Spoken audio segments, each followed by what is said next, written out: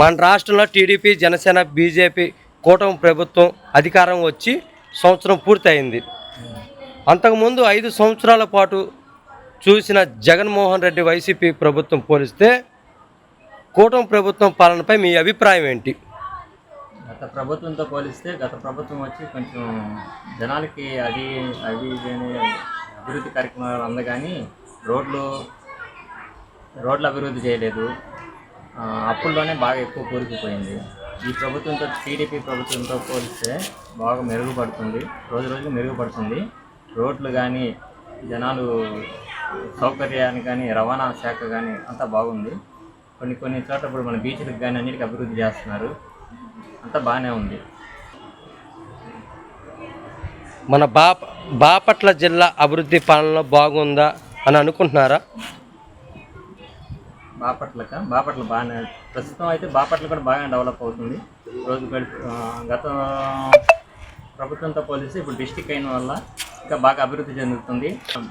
Present ఇప్పుడు ప్రభుత్వంతో పోలిస్తే మన వాటర్ కానీ, బాపట్ల బీచ్ కానీ, రోడ్డు కూడా, మార్గం కూడా సెలక్షన్ అయింది. అంతా బాగా చేస్తున్నారు. ఫ్యూచర్లో బాగుంటుందని ఆశిస్తున్నాను. చీరాల నియోజకవర్గం ఎంఎం కొండయ్య పనితీరు ఎలా ఉంది? ఆయన కొండయ్య గారు వచ్చి ఇప్పుడు ప్రజల్లో బాగా మమేకం అవుతున్నారు. ప్రతి చోట అందుబాటులోకి వస్తున్నారు. అందరికీ వాళ్ళ ప్రజల సమస్యలకి తీర్చడానికి అర్జీలు తీసుకోవడం, వాళ్ళ సమస్యను తీరుస్తూ ఉన్నారు. రాజధాని అమరావతి కూటమి ప్రభుత్వం అభివృద్ధి చేయగలదని మీరు భావిస్తున్నారా? ఖచ్చితంగాను 100% చేయగలుగుతారు. గత ప్రభుత్వంలో చూస్తే నేను చూస్తున్నాను డైరెక్ట్గా. అంతకుముందు టీడీపీ శాంక్షన్ చేసిన తర్వాత అక్కడ అభివృద్ధి కార్యక్రమాలన్నీ గత ప్రభుత్వం ఆపివేసింది. ఆ పైప్ లైన్స్ కానీ, రోడ్డు కానీ ఒక అడవిలాగా తయారయ్యింది. నేను చూస్తున్నాను నేరుగా. ప్రజెంట్ ఇప్పుడు టీడీపీ వచ్చాక దాన్ని మళ్ళీ రీస్టార్ట్ చేసి మళ్ళీ మన రాజధానిని డెవలప్ చేయడానికి ముందడుగు వేసింది.